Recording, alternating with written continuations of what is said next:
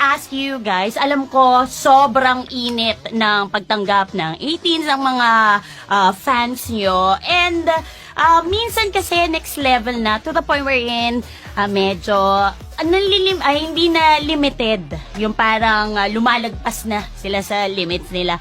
So I just want to hear from you, paano nyo ba sila may encourage to be a responsible, kung pwede natin matawag, responsible ng mga fangirls and fanboys. So, I think kasi syempre pakinggan din nila yung mga co-fans nila, co-18. Kasi po napapansin din namin whenever merong parang napapansin din ng ibang fans na parang sobra na, tama na guys, ganyan.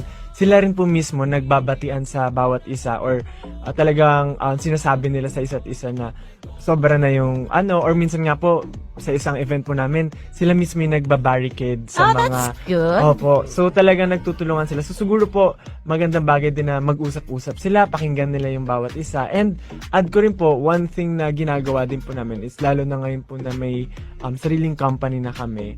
So we have naglalagay din kami ng mga announcements regarding sa attitude ng fans namin para po talagang makip natin yung peaceful and talagang masaya na fandom. Yes po. And I think we have different levels of tolerance po. Pero just to be, syempre, learn to read the room, parang gano'n. Minsan kasi parang, minsan mahirap na, kuwari, nasa labas, tapos kumakain, tapos alam niyo, susubo ka na lang, tapos bigla po may magkakat. So siguro, kahit after na lang, may mga ganun times lang po na at least po, minsan kasi dati naman, okay lang naman talaga siya, so nakakatuwa. Pero yun nga, parang pag nagmamadali ka, na-realize mo, ay, may mga times pala na hindi rin siya okay. So, yun lang naman po for us.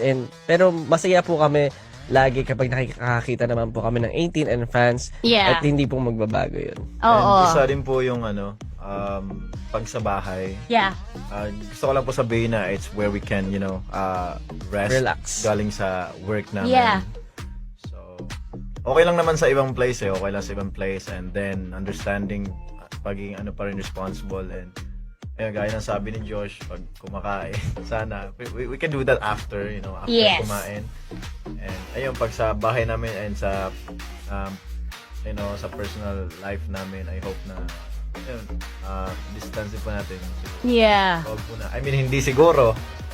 Let's do that. Ayun. For me naman po, I understand the feeling ng mga fans. Kasi before, Sobra. naging fan din naman po ako ng isang group or Yeah, isang yeah. artist. Fan I ako ni feel Stella. yung ganong klase ng bugso ng damdamin. Hindi natin siya mapipigilan. Especially kung talagang yung taong nasa harap mo yung nilulook up mo, talagang ina-idolize mo.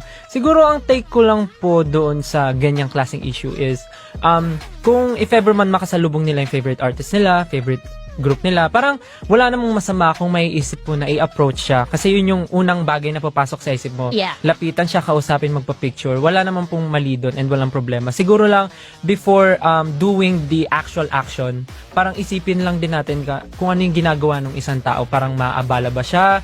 Parang may ginagawa siya, parang kailangan niya ba ng personal space? Or ang pinakamahalaga po kasi sa amin, yung ayaw po namin yung magkukos ng commotion dun sa mga nasa lugar ka, for example, public places. Tapos, parang yung mga tao naman, hindi kami kilala, pero dahil sa pagkakaguluhan, parang curious yung mga tao, tapos parang magkukos pa kami ng parang sikip sa lugar, Yes, delay, traffic, oo. delays. Yun lang naman yung iniiwasan. Parang minsan nagkakaroon ng misunderstanding na sobrang snob naman nila, hindi namamansin, hindi pumapayag. But sa loob namin, gusto namin siyang gawin. Kung kaya nga namin sa lahat ng tao gawin siya. But depende po kasi sa lugar at depende sa sitwasyon. Yeah. Wag sa gitna ng Parang lakaran. ganon. Like, we are very open to interact with our fans. Siyempre, dahil sila talaga yung number one na sumusuporta sa amin. And Yeah. kung wala sila, wala talaga kami. But, siguro, tulad din ng pagrespeto namin sa mga fans, sana ganon din yung respeto na matanggap namin from them.